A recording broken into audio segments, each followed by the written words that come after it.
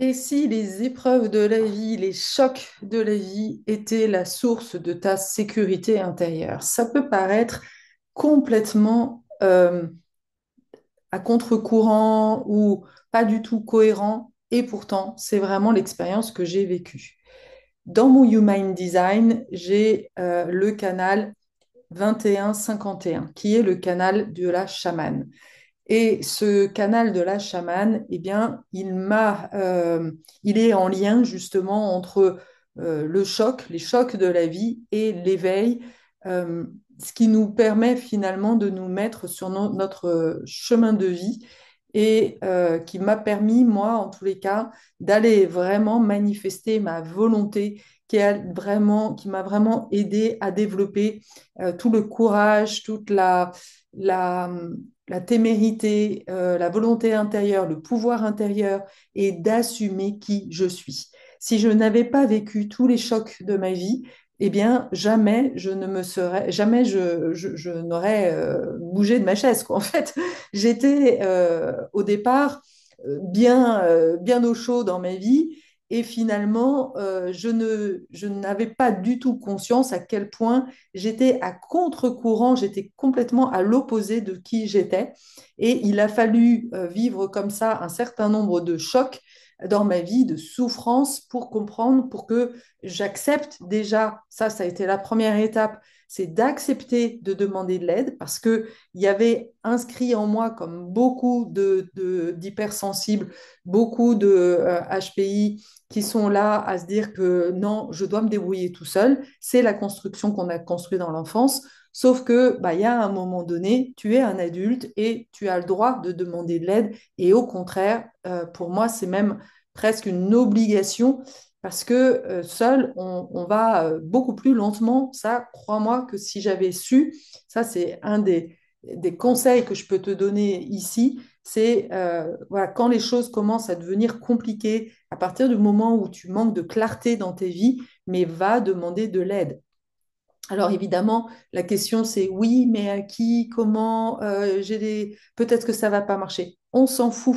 Là, déjà, il y a vraiment une croyance super mauvaise à croire que tu dois y arriver de premier coup. Non, même si tu te plantes, et Dieu sait si je me suis, entre guillemets, plantée dans ma vie, mais justement, j'ai tellement appris. Et ça a fait vraiment partie de ce chemin du héros d'accepter de me planter et de voir que finalement mes essais, mes erreurs étaient pour moi l'occasion de rediriger ma vie. Ah, ça, je vais là, je vis ça. Ah bah non, en fait, ça ne me va pas, je tourne en fait.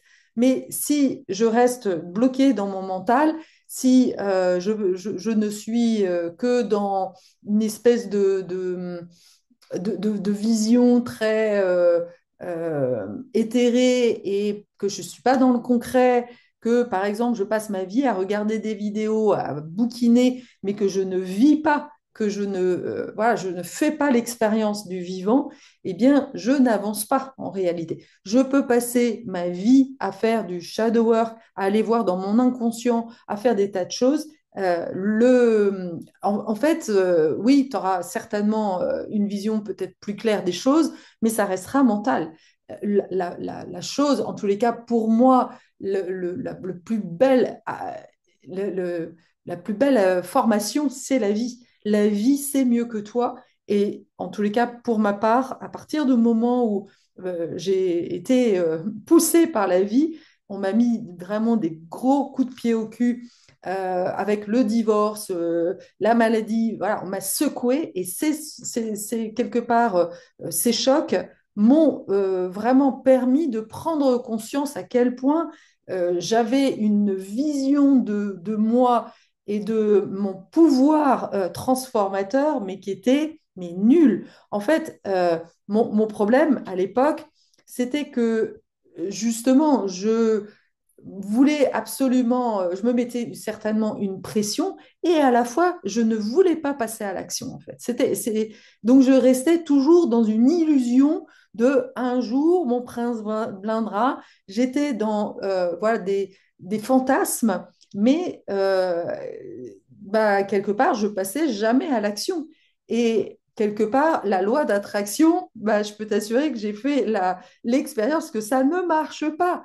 Mais non, parce qu'en réalité, on attire ce que l'on vibre. Donc j'étais dans mes peurs, j'attirais mes peurs. Et donc c'est au fur et à mesure où j'ai compris que oui, en effet, si je travaillais sur mes peurs, si j'allais voir dans mon inconscient, dans mon enfance, et les choses ont vraiment changé à partir de ce moment-là, et que ça m'a reconnecté à mon intuition, et que j'ai appris comment voilà, m'écouter, écouter mon corps et non pas ma tête, là, en effet, j'ai commencé à changer. Mais si je ne m'étais pas plantée au moins 5 fois, si je ne m'étais pas retrouvée avec une faillite financière, eh bien, je ne me serais pas interrogée sur tous ces sujets-là. Tu comprends?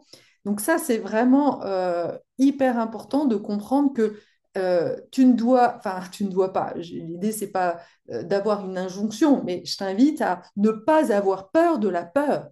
Euh, les- la, la peur aussi est une porte. Ça a été aussi une des grandes, un des grands mensonges qui barrait vraiment beaucoup ma route à un moment donné. C'est-à-dire que oui, j'avais peur de faire le pas parce que j'avais peur de ne pas arriver. En fait, j'avais une vision de mes capacités de transformation, encore une fois, qui étaient mais vraiment nulles, quoi. Alors que, bah, lié au fait que la vie m'a amené ce changement, je me suis rendu compte que j'étais capable, en fait, d'encaisser mais beaucoup plus de choses que j'aurais imaginé. Et d'ailleurs, l'univers s'est pas gêné pour me le montrer, quoi. Et ça fait partie de la grande capacité, justement, de la force du chaman. Euh, elle s'est transformée, elle s'est laissée initier par la vie et du coup, elle devient une initiatrice au changement et à la transformation pour les autres. Et voilà, ça, c'est la grande différence par rapport à un coach ou à un thérapeute. La chamane, elle s'est transformée elle-même et elle a été initiée par la vie. Et elle a été, alors, dans les peuples racines, elle a été initiée par son peuple, mais dans le néo-chamanisme, en tous les cas, la façon dont je l'ai vécu, c'est clairement une transformation personnelle, en fait. C'est comme si, oui, l'univers me montrait les endroits où j'avais le plus à me transformer. Et ça a été pour moi très en lien avec la notion de pouvoir.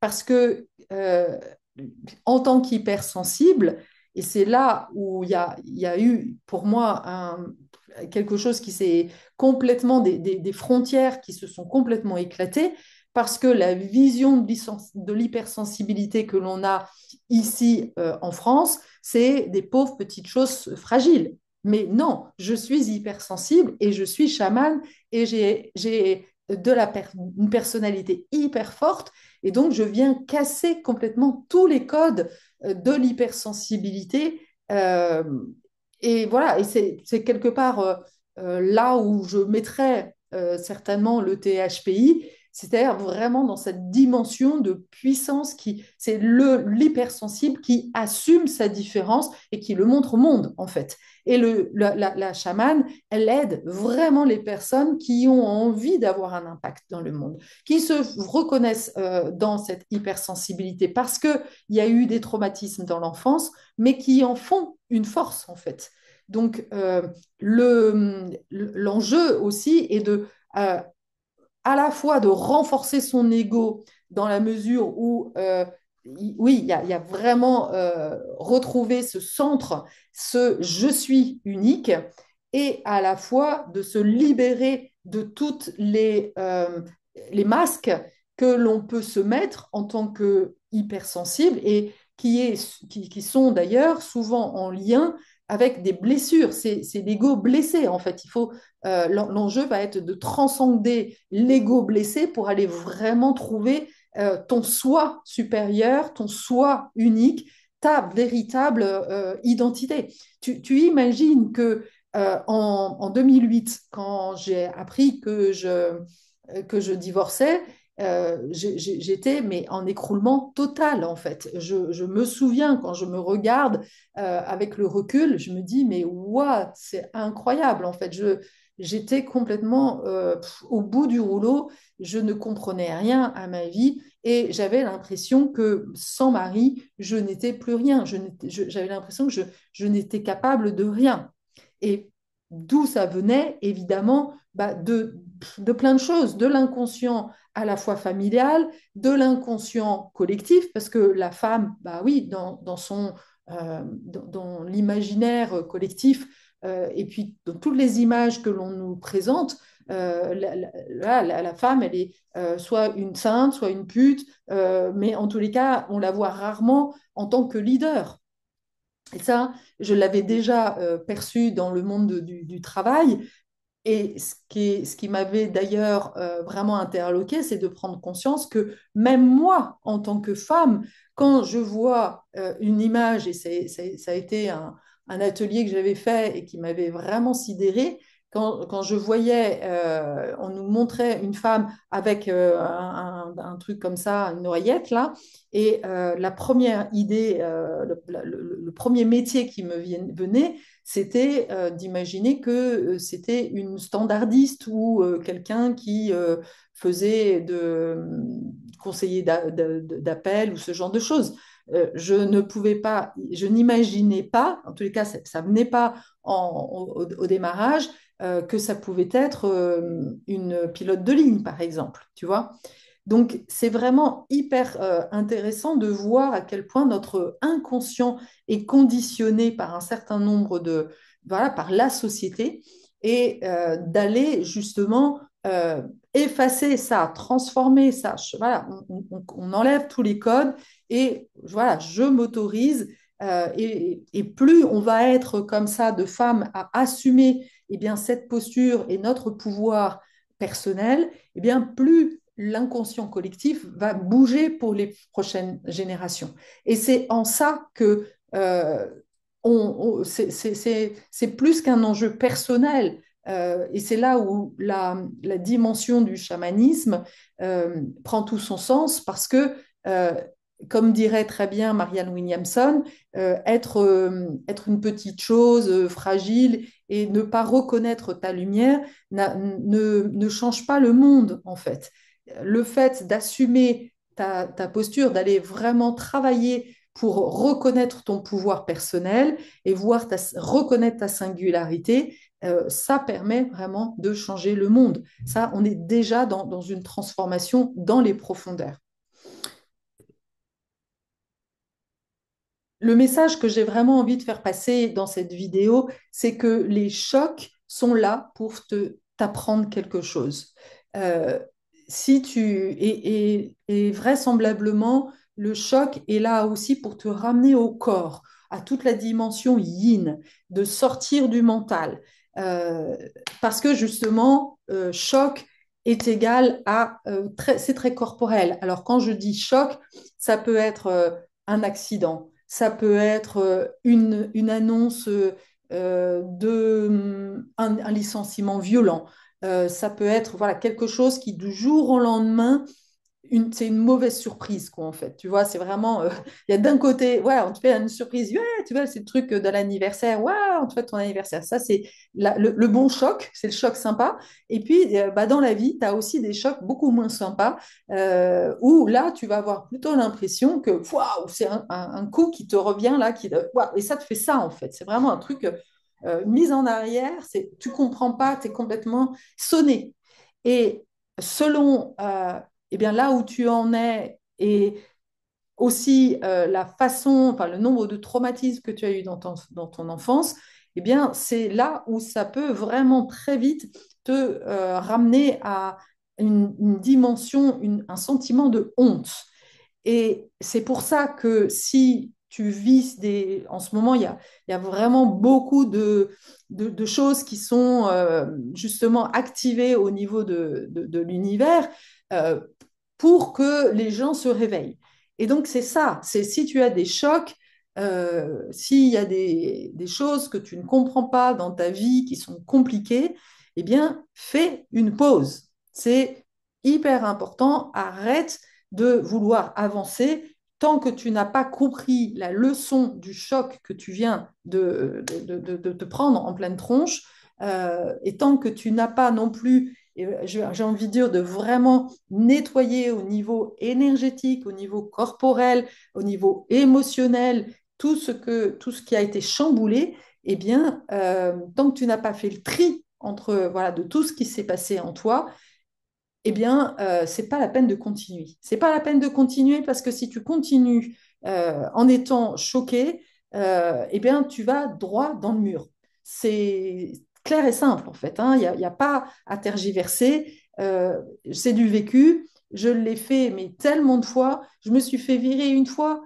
Résultat, qu'est-ce que j'ai fait? Non, non, je suis allée plaider, être dans la rébellion, demander mon dû, mettre les gens au prud'homme. Oui, je ne dis pas qu'il ne faut pas le faire, mais à côté de ça, j'aurais dû faire ce travail personnel en me disant, OK, qu'est-ce que ça vient de me dire en fait? Qu'est-ce que ça me raconte? Qu'est-ce que la vie est en train de m'enseigner que je dois intégrer pour avancer? Mais je n'ai pas fait ça.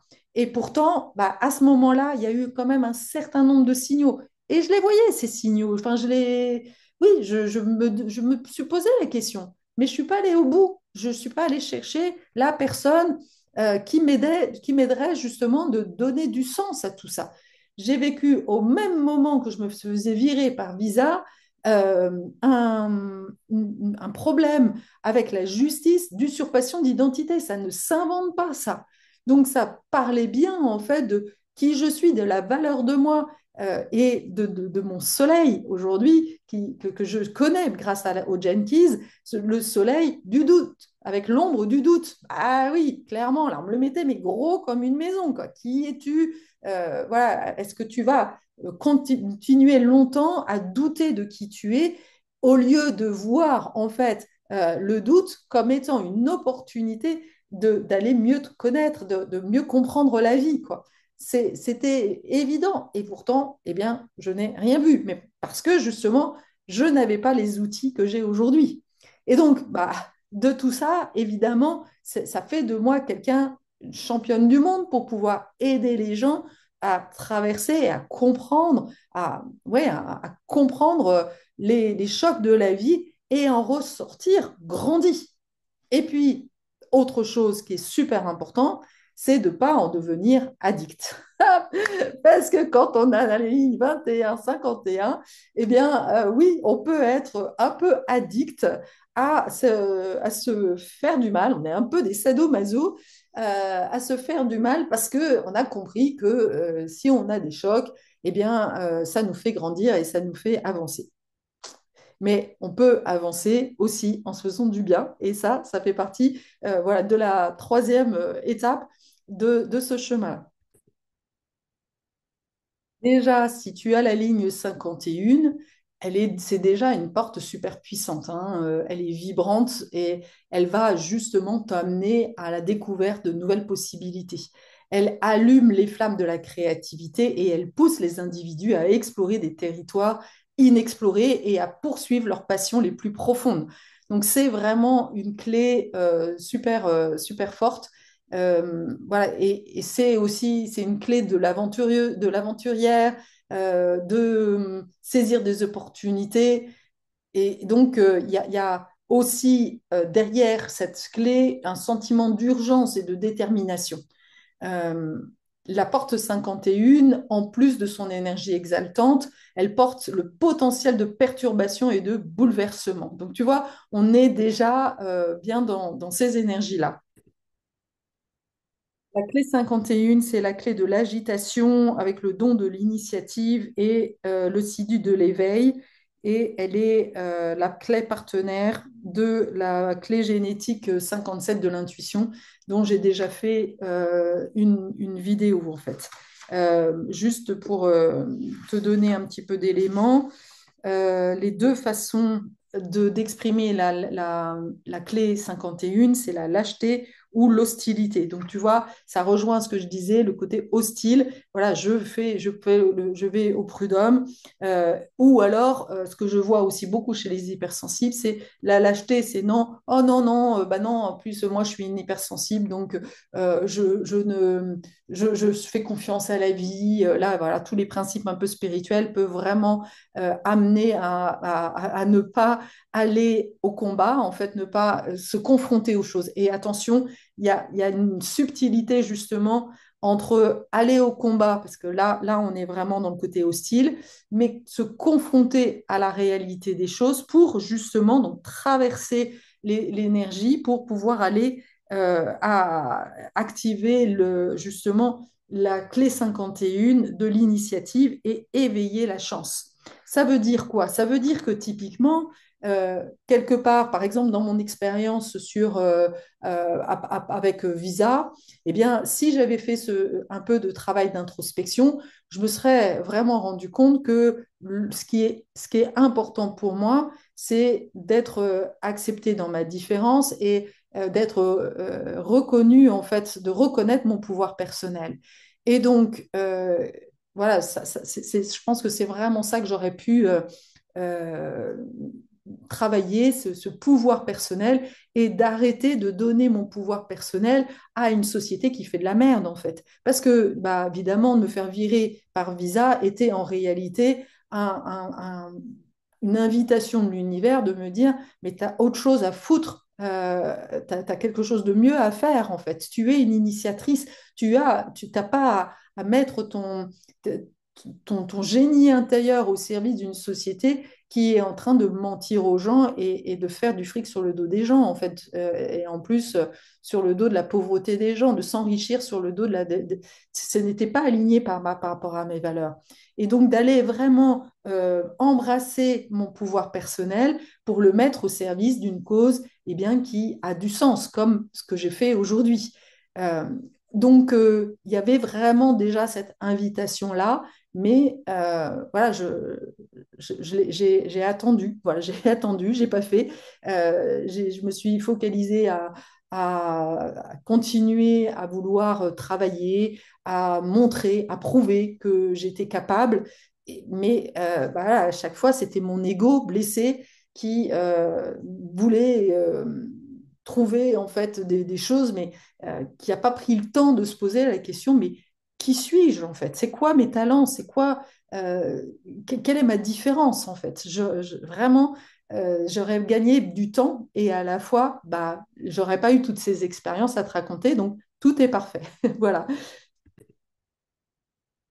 Un des grands apprentissages aussi de cette porte 51, ça va être l'équilibre, de trouver le bon équilibre entre le côté spontanéité, donc qui peut aller dans le côté un peu compulsif, hein, attention, et puis de l'autre côté, être dans le discernement, apprendre le courage avec la prudence. Euh, Clairement, quand on a une clé 51 ou le canal 51-21, on embrasse, enfin, on aime les sensations fortes. Ça, c'est évident. Et donc, on aime le frisson de l'inconnu. Et à la fois, il y a vraiment une invitation à aller aussi honorer la sagesse de l'expérience, en fait. D'être plus dans la conscience de soi. Et l'idée n'est pas non plus de se mettre en danger inutilement. Et là, je pense que je peux vraiment être d'une aide très importante si tu as des doutes, de dire, OK, il y a quelque chose, là, j'ai envie d'aller dans quelque chose d'inconnu, mais je ne suis pas sûre que ce soit vraiment, est-ce que c'est vraiment l'endroit où mon âme a envie d'aller, ou est-ce que justement, je suis encore dans une espèce de compulsion de souffrir pour apprendre, en fait. Donc là, c'est pas toujours évident de sentir si s'il y a une vraie justesse. Voilà, donc j'espère que tu as une idée beaucoup plus claire aujourd'hui, maintenant, avec tous ces éléments-là. N'hésite pas à me poser des questions par rapport à cette idée d'intensité. Et là, vraiment, l'intensité, c'est une caractéristique du THPI. Je crois que tu l'auras bien compris. Et voilà, le THPI, il y va, il fait les expériences. En tous les cas, il va être poussé à le faire. Il n'aura pas trop de choix, en fait, que de le faire. Et c'est pour ça que pour moi, je l'associe souvent vraiment au chamanisme. à l'héroïsme, on va dire, de manière plus générale. Voilà. Je te souhaite une très belle journée et je te dis à bientôt.